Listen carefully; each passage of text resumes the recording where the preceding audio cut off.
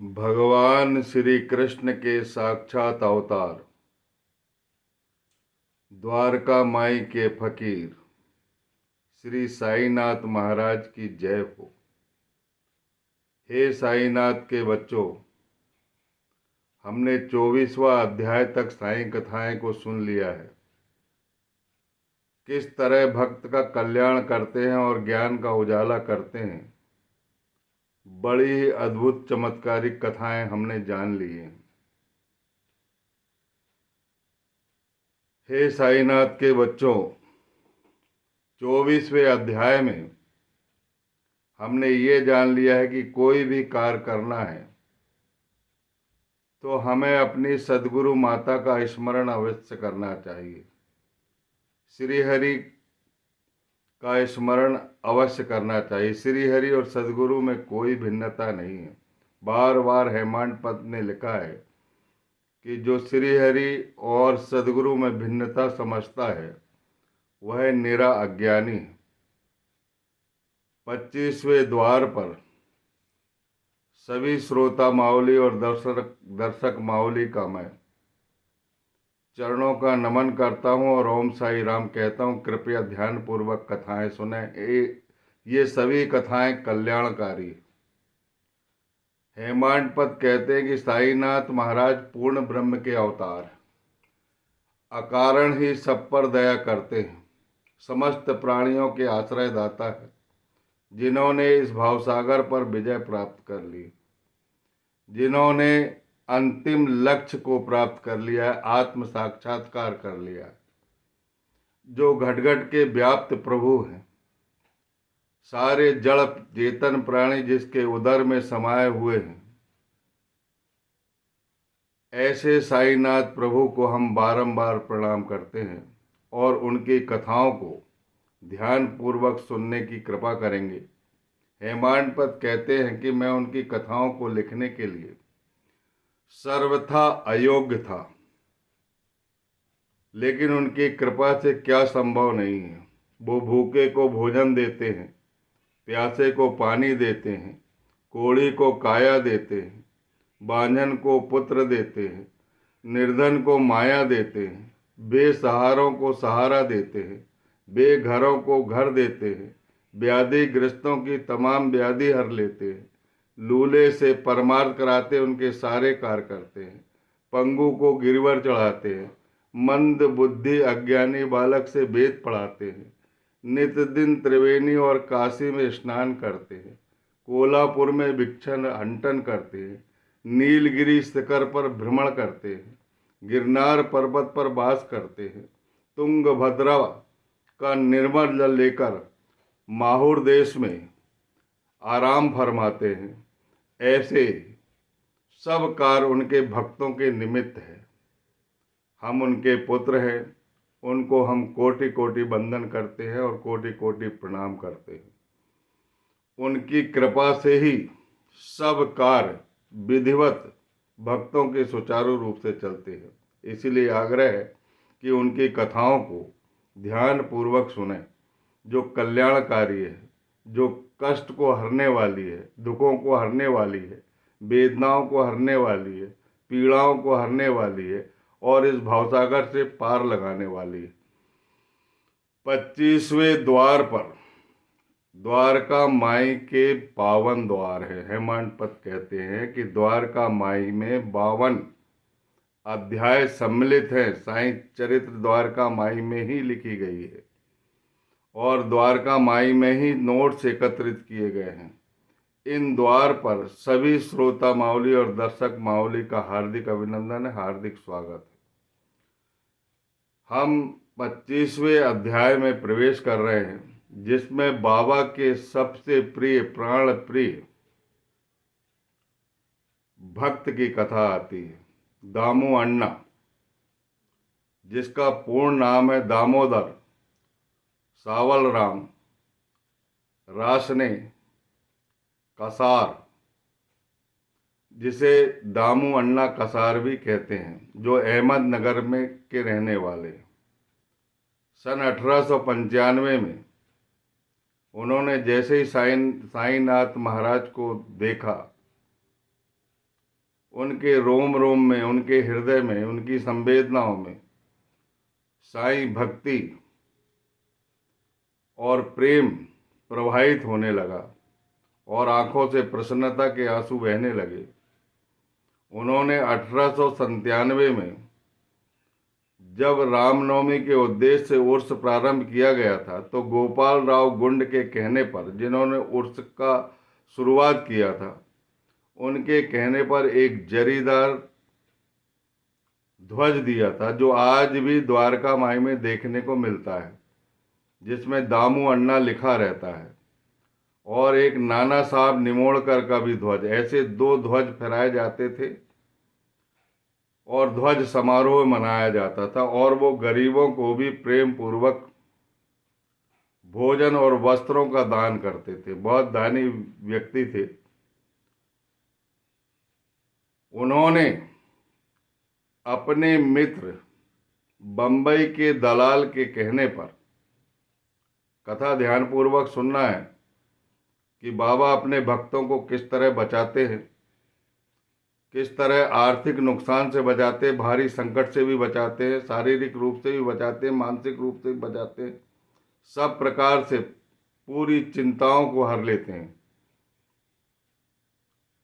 दामू अन्ना अपने एक मित्र के कहने पर रुई का सौदा करना चाहते थे। उनके मित्र ने उन्हें एक पत्र लिखा कि रुई के सौदे में साझेदारी कर लेने से बड़ा उत्तम रहेगा, आर्थिक लाभ होने की पूरी संभावना है। कम से कम 2 लाख रुपए आर्थिक रूप से इस धंधे में फायदा होगा। लेकिन उनके अंदर की चालाकी वो नहीं जानते थे, क्योंकि वो साझेदारी से उनको फंसाना चाहते थे और सारा भार उन्हीं पर छोड़ना चाहते थे। साईं चरित्र में जो उल्लेख किया गया है, दामू अन्ना ने नरसिम्हा स्वामी को एक वक्तव्य में इन सारी बातों को बताया था, और नरसिम्हा स्वामी के नोट्स हेमाड पद को प्राप्त हुए थे। और ये कथाएं जो है भक्तों के अनुभव में भी लिखा है, जिसे साईं चरित्र में हेमाड पद जी ने उल्लेखित किया है। उनके प्रस्ताव को स्वीकार करने से पहले उनके मन में बहुत सी आशंकाएं हो रही थी। ऊपर नीचे उनका मन हो रहा था कि सौदेबाजी करना चाहिए या साझेदारी में सम्मिलित होना चाहिए या नहीं। बहुत सी कुशंकाओं से वो घिर गए थे। उन्होंने एक पत्र अपने प्रिय मित्र सामा को लिखा, जो माधवराव देशपांडे जिनका नाम है, साईनाथ के वो भी अनन्य भक्त हैं। पिछली कथाओं में मैंने बताया था कि कई लोग उनके माध्यम से साईनाथ तक पहुंचते थे। उनके प्रेम को देखकर साईनाथ महाराज को शिवजी और माधवराव देशपांडे को नंदी कहा जाता था। शिरडी में वो प्रसिद्ध थे इस प्रेम के मामले में। इसीलिए दामू अन्ना ने पत्र में सारी बातें लिखकर पहुंचा दिया, और पत्र जैसे ही सामा को प्राप्त होता है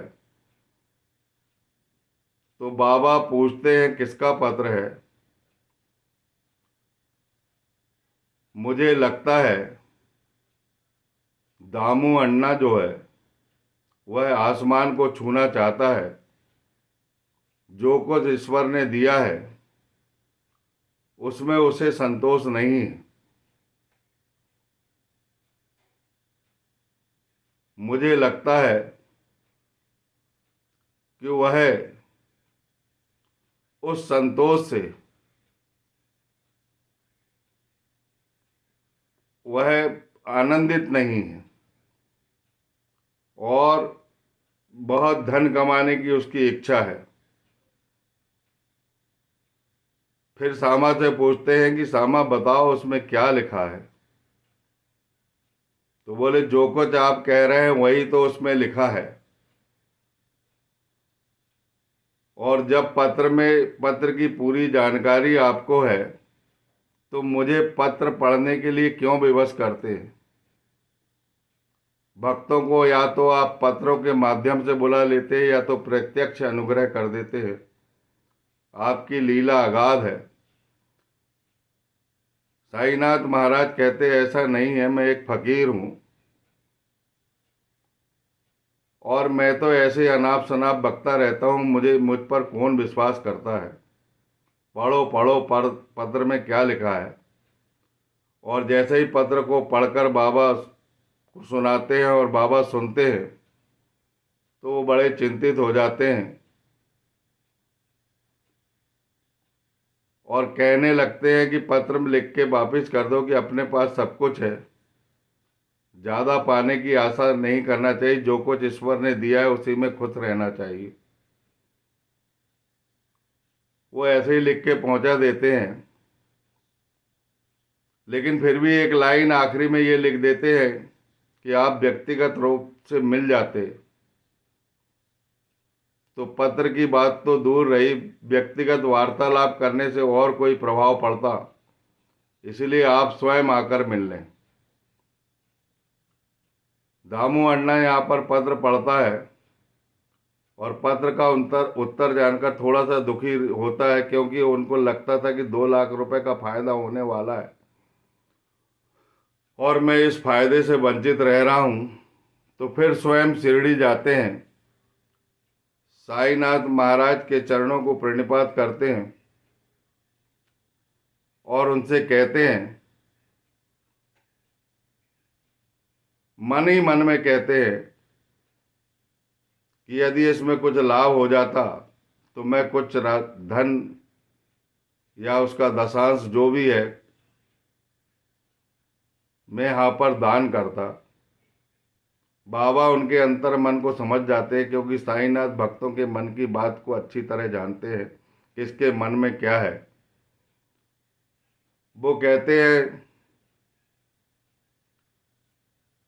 हे दामू अण्णा, जो कुछ परमात्मा ने दिया है उसमें संतोष करो, और तुम ज़्यादा इसके लिए आग्रह करोगे तो मुझे इस झंझट से मुक्त रखो, मैं इस झंझट में नहीं पड़ना चाहता। दामू अण्णा समझ जाते हैं कि इसमें सौदेबाजी करना ठीक नहीं है, क्योंकि बाबा की अंतिम आज्ञा चाहते थे वो, और बाबा के भाव जानकर उन्होंने इस सौदेबाजी से, साझेदारी से अपना हाथ हटा लिए। बाद में क्या होता है ध्यानपूर्वक सुनेंगे। जो बंबई का दलाल है वो भले ही मित्र है, दामू अण्णा का मित्र रहता है, लेकिन पिछली कथा में आपने पढ़े सुदामा और कृष्ण की चना लीला जैसी किस्सा थी। वो दामू अण्णा को फंसाना चाहते थे और साझेदारी से हाथ खींचना चाहते थे। पहले उनका स्वयं का पैसा लगाना चाहते थे और धंधा करना चाहते थे, और धंधा में लाभ होता तो फिर बाद में हो सकता है कि वह मित्र कुछ मदद करता, लेकिन वो बहुत अंदर से उनके हृदय में छल भरा हुआ था और वह छल स्पष्ट हो जाता है।